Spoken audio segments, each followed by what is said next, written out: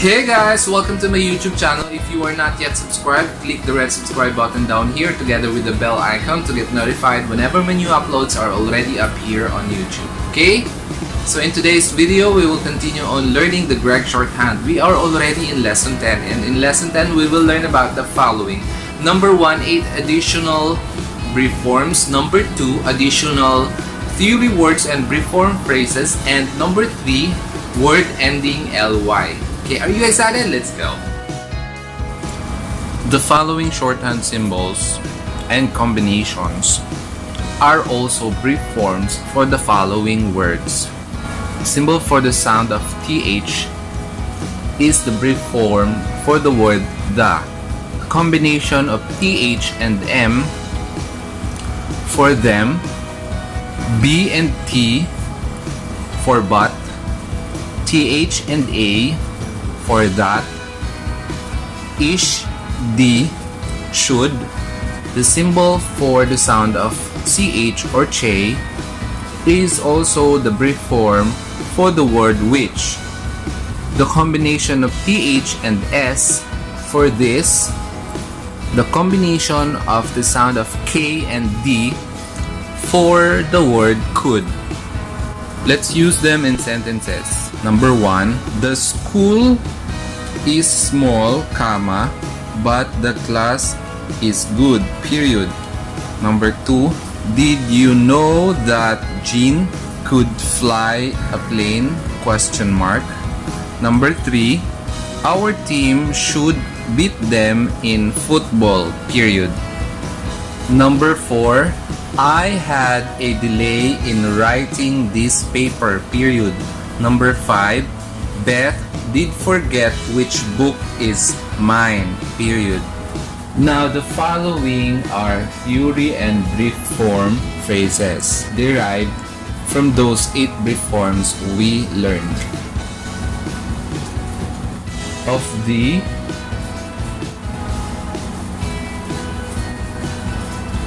them, on the, as the, by the, to the, for the, for this, for you, for your, in the,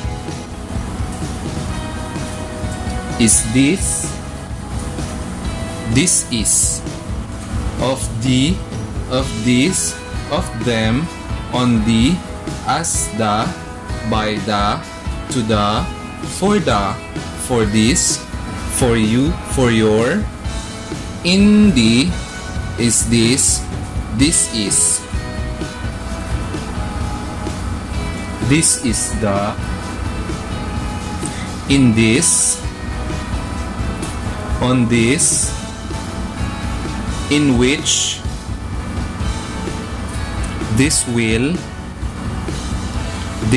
be, they will, which is in, is not. This is the, in this, on this, in which, this will be, they will, which is in, is not. Should be, should have,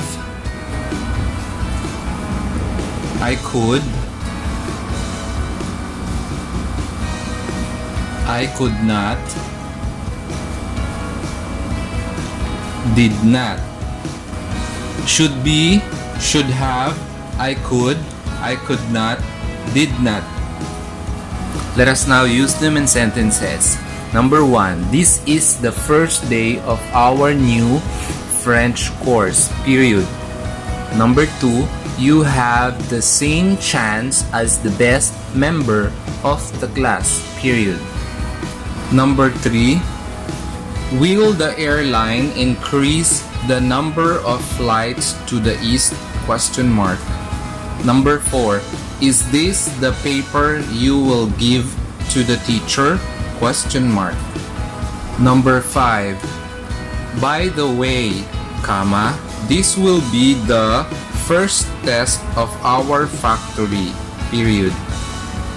The word ending ly, which sounds like li, as in only, is written with the e circle or the small circle. Examples: on plus li, only; clear plus li, clearly; weak plus li, weekly; er plus li, early; sincere plus li, sincerely; like plus li, likely; proper plus li, properly; day plus li, daily; great plus li, greatly; high plus li, highly; most plus li, mostly.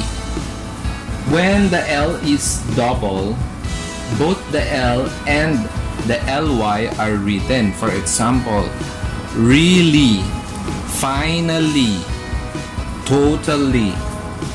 Let us now use them in sentences. Number 1. In only 3 weeks, we will begin meeting daily, period. Number 2. If you are really early, comma, go to the meeting room, period. Number 3. Sales have finally increased, comma, we are greatly relieved, period. Number 4. Beth is likely to finish the job properly, period. Number 5. I am highly pleased by the totally new look of our store, period. And that is all, guys, for this lesson. I hope you enjoyed learning this lesson. And if you are still watching me up to this point, thank you so much for your time. I really do appreciate it. I hope to see you more often here on my channel. Please do check my other videos, my other tutorial videos on Gregg Shorthand. The link of the playlist I'm gonna put in here. And if you wanna know some information on how you could apply as a sports stenographer here in the Philippines, you can check the video that I'm gonna put in here, okay?